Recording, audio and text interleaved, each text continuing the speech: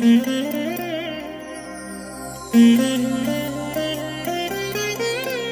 దినం పరము నుండి దిగివచ్చు మాట. ఇది నీ జీవితానికి వెలుగుల బాట. నీ ఒడిలో ఉంచబడిన దీవెనల మూట, అద్భుతాల ఆనంద ఊట. డిసెంబర్ 29 సంవత్సరమంతా మీరు బైబిల్ చదివి ముగించడానికి మీరు చదవలసిన లేఖన భాగం ఉదయం జకర్యా గ్రంథం 8 నుండి 12 అధ్యాయముల వరకు, సాయంత్రం ప్రకటన 20వ అధ్యాయము. ప్రియమైన దేవుని బిడ్డలారా, ఈ ఉదయకాల సమయంలో ప్రభు కృప మీకు తోడై ఉండునుగాక. ఎలా ఉన్నారు?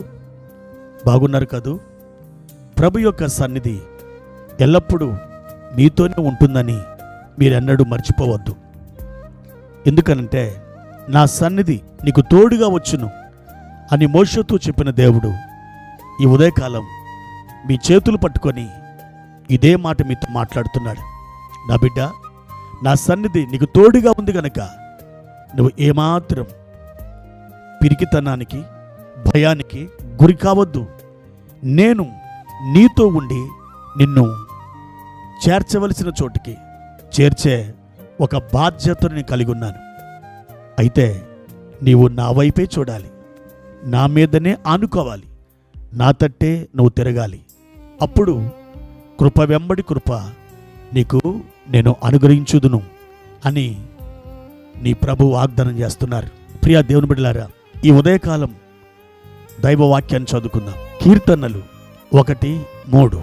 అతడు నీటి కాలువల యోరను నాటబడినదై ఆకువాడక తన కాలమందు ఫలమిచ్చు చెట్టు వలె నుండును.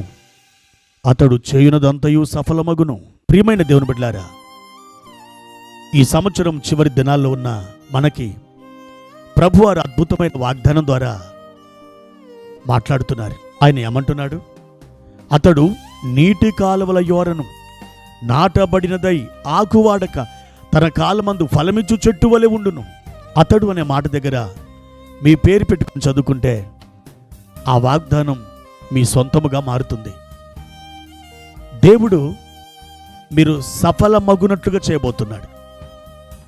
మీ కార్యములు సఫలమవుతాయి. సఫలము అనగా విజయవంతము, సఫలము అనగా వర్ధిల్లడం అని అర్థం.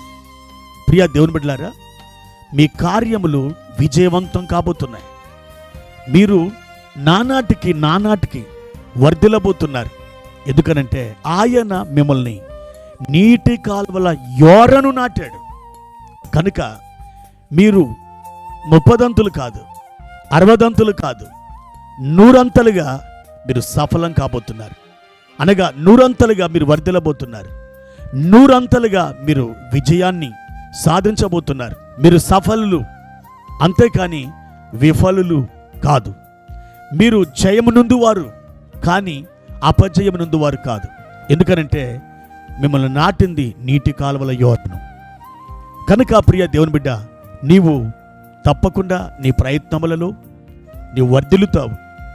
నీవు అనేకులకు దీవెనకరంగా మారుతావు. అబ్రహాము దాసుడైన ఎలియాజర్ రెబెకాను ఇస్సాకు కొరకు ఆయన మాట్లాడడానికి వెళ్ళినప్పుడు అడుగడుగున ప్రార్థించాడు, అడుగడుగున దేవుని స్తుతించాడు, దేవుని మీద భారం వేశాడు. అయితే అద్భుతంగా రెబెకాను కలుసుకోవడం, ఆమె ఒంటరికి నిలిపోయడం, ఆ తర్వాత ఇంటికి పిలవడం, వారు కూర్చొని మాట్లాడడం, దేవుడు ఆ ప్రయాణం సఫలం చేయడం, ఇదంతా కూడా జరిగింది. అతడు అంటాడు ఆదికాండం 24:56లో, యెహోవా నా ప్రయాణమును సఫలము చేసిన గనక నాకు తడవు కానియక నన్ను పంపించుడి. దేవుడు ఆయన ప్రయాణం సఫలం చేశాడు, అంటే విజయవంతం చేశాడు. నాకు తడవు కానియకండి, నన్ను పంపించండి, రెబెకాను నాతో కూడా పంపించండి.